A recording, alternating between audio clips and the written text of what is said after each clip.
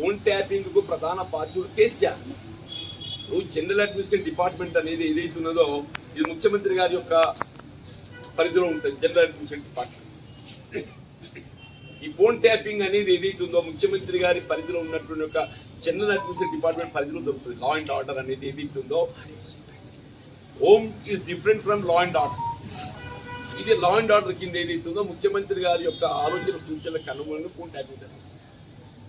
ఇలా కేంద్ర ప్రభుత్వం ఏదైతే ఉందో on their own they can seize of the matter.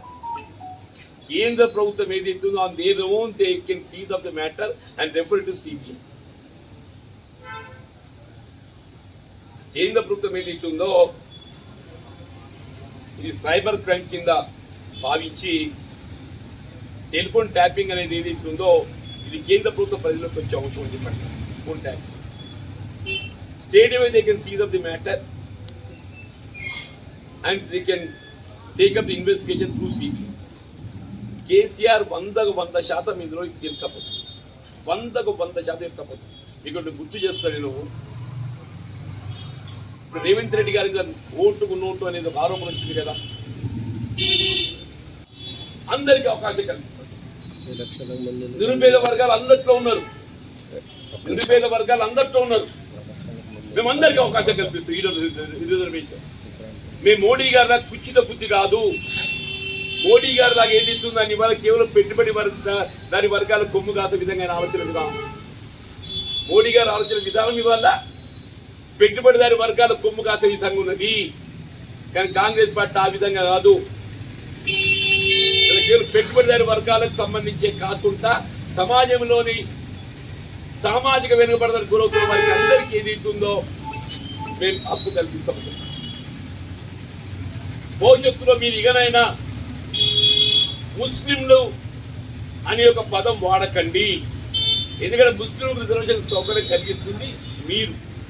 This must be given clarity. నేను specially appealing to my media friends, మా పాత్రికేయ సోదరులు ప్రత్యేకంగా నేను కోరేది ఏంటంటే ఈ జనరల్ రిజర్వేషన్ లో ప్రధానంగా ఏదైతుందో హిందువులతో పాటు ముస్లింలకు కూడా సమానమైనటువంటి రిజర్వేషన్ సౌకర్యం కలిగిస్తున్నది భారత ప్రధాని నరేంద్ర మోడీ గారు అని చెప్పండి. ఆయన ముస్లింలకు ఎక్కడ ఏ విధమైనటువంటి ప్రాధాన్యత కల్పిస్తలేడు, కేవలం హిందువులకే కల్పిస్తుండ అనేటువంటి ఒక భావన సరైనది కాదు. ఆయన గత 10 సంవత్సరాల పాలనలో హిందూ సమాజాన్ని ప్రత్యేకంగా ఏ విధమైన మేలు ఒనగూర్చలేదు. గత 10 సంవత్సరాల పాలనలో హిందూ సమాజానికి ఏ విధమైనటువంటి ఒక మేలు ఒనగూర్చలేదు. ఏదైనా రాజ్యాంగ నిబంధనలకు అనుగుణంగానే హక్కులు పొందడం జరిగింది. తప్పేదైతుందో ఇంకా ప్రత్యేక హిందూ సమాజాన్ని మేలు ఒనగూర్చలేదు. అయోధ్య రామ మందిర నిర్మాణం చేపట్టడం జరిగిందంటే కూడా అది భారత న్యాయ వ్యవస్థ జ్యుడిషియరీ ఆదేశాలతో నిర్మాణం చేపట్టదు. ఇవాళ ఏదైతుందో అయోధ్య రామ మందిర నిర్మాణం అనేది it is not the credit of any political party. It is not the credit of any political party. If at all you want to give credit to anybody, you should give it to the judiciary.